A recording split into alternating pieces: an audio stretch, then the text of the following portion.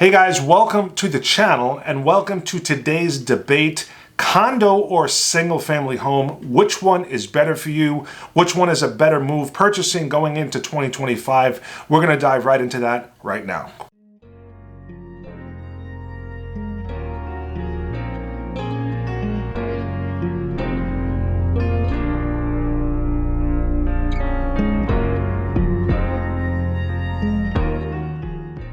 Hey guys, it's Robert Zeoli here, real estate agent in South Florida. We put out videos all the time about moving to and living right here in beautiful and sunny South Florida. If you have any questions about the area, if you're planning to sell a property or relocating here, whether it's next week, next month, or next year, my team and I would love to be your real estate resource of choice. So reach out anytime. We'd be happy to talk with you and help you get the process started. So today we're going to go into the debate on whether a condo or a single family home is a better move for you going forward. And make sure you stick around to the end. We're going to be talking about something you absolutely must know before pulling the trigger moving forward from today. We're in 2024, but going into 2025, things are going to be changing in a big way. So let's just dive right in and just discuss some of the pros and cons. We'll start with condos.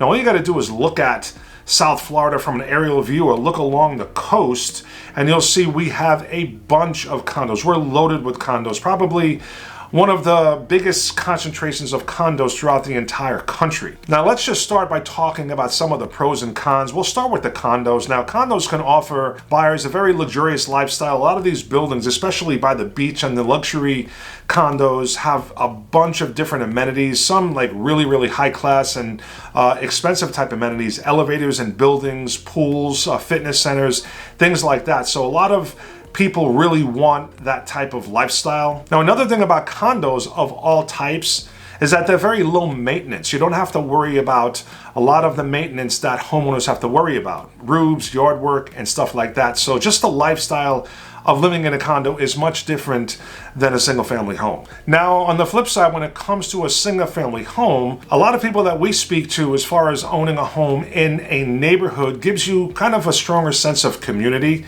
So there's more neighborhood events, community events. You're probably gonna have more interaction with other families and neighbors. It's probably better for families that have kids, young kids. They can play with other kids in the neighborhood. And generally, from a financial standpoint, a single family home is going to appreciate more in value than a condominium, so there's that aspect as well. Now, for the younger crowd, say younger working professionals, a condo might suit you a little bit better. They're usually located in more of an urban type of an environment. Now, a lot of people that are reaching out ask about living in a walkable area. So a lot of the condos, again, you know, they might be located more in a town center or a downtown, say Fort Lauderdale or downtown Miami or something like that. So they are more walkable and it's easier to just come out of your building and enjoy some of the neighborhood restaurants and things like that by just walking there and not having to drive. So that's another aspect.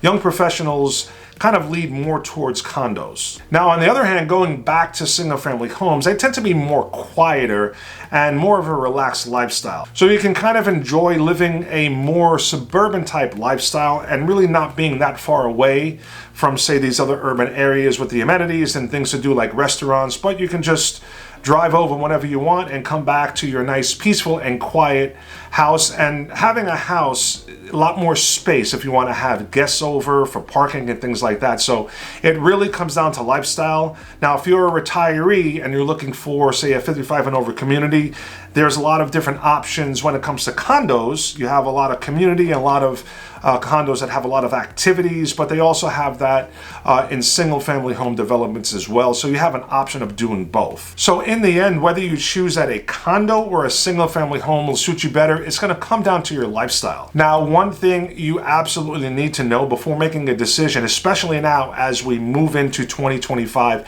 has to do with economics. Now, we're all well aware of how expensive everything is.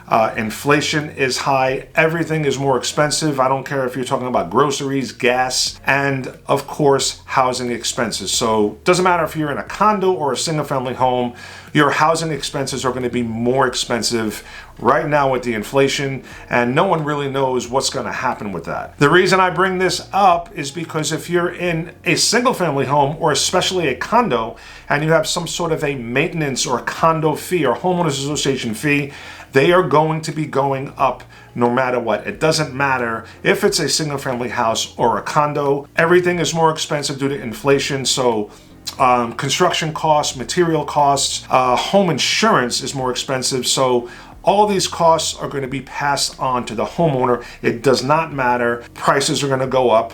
Housing costs are going to go up. That is a given, and it's happening right now. But condos, you really need to know a little bit more and dig a little bit deeper before you take the plunge and buying one, because you could wind up with a major problem on your hands. Now, I'm not going to go into specific detail because I've done quite a few videos on this channel. I'll put them in the description. Really discussing what is going on with condos, especially heading into 2025, and why maintenance payments and condo fees are going up across the board. Has a lot to do with the Surfside collapse in Miami a couple of years ago. Again, I'll put the link to the videos in the description, but you really need to know what you're getting into if you're purchasing a condo moving forward. So I want to show you an article that kind of describes what you can expect. Now, the article is right here. It's from the Palm Beach Post. The article was written March 23rd, 2024.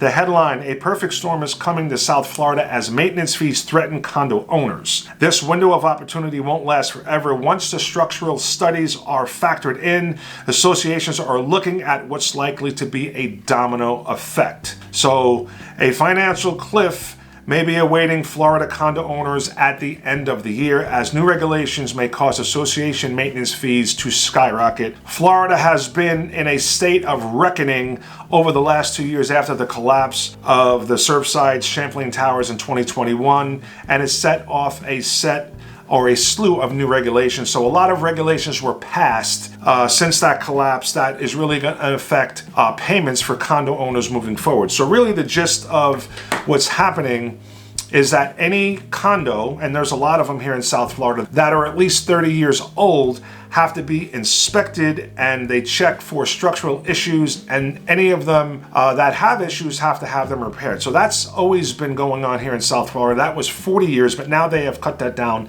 to 30. Now, another issue that was discovered, and most of us knew about this, is that there's a lot of associations that did not have adequate reserves to take care of any of this deferred maintenance in the future. So a lot of those buildings that don't have enough reserves or didn't have enough reserves, these new laws passed that are going into effect in 2025 are going to require them to collect enough money to handle deferred maintenance and have the money in reserves. And this really is things like a roof or paving or anything that needs to be done, say 10, 20 years down the road. They need to collect upfront for that. So this way, when the time comes, they will have the funds and not put off a lot of these repairs like they were doing before this collapse happened in Surfside. So back to the article, guys, you can see right here, it says, in the aftermath, lawmakers realized that the condominium law that allows associations to defer critical maintenance and not hold reserves for future repairs and maintenance may lead to more tragedy. So that's something that they're definitely changing moving forward. Structures built in the 50s, 60s, and 70s have been slowly deteriorating and have become more difficult and expensive to maintain. So again, here it talks about roofs and other components of these older buildings that are meant to last 20 to 30 years have been pushed beyond their lifespan. So the new bill enacted during the 2022 session after the collapse creates new standards for condo buildings, and this is only buildings that are over 3 stories tall. Now, under the bill, condo developments over 30 years old, 2/3 of all the condos in Florida must undergo inspections. Again, it was 40, they took it down to 30, and immediately address any critical defects. The bill eliminates the ability of the condo association to waive reserve contributions, instead requiring that they collect the annual cost needed to repair to repair and replace certain elements by the end of their lifespan. And this is determined by a 10-year structural integrity reserve study. So the deadline to complete these inspections is December 23rd, 2024. So the end of this year and going into next year, all of this has to be in effect. So the bottom line to this, guys, is that if you own a condo, if you live in a condo, or if you buy a condo, the fees are going to go up. So this has been going up since the Surfside collapse. A lot of these buildings have already done this, but this does not pertain to every single building in South Florida. A lot of the buildings already had adequate reserves, and they weren't behind in reserves and maintenance and things like that. But there were a lot of them that did not collect adequate reserves. For whatever reason, they voted it down every single year because they wanted to keep the maintenance payments lower.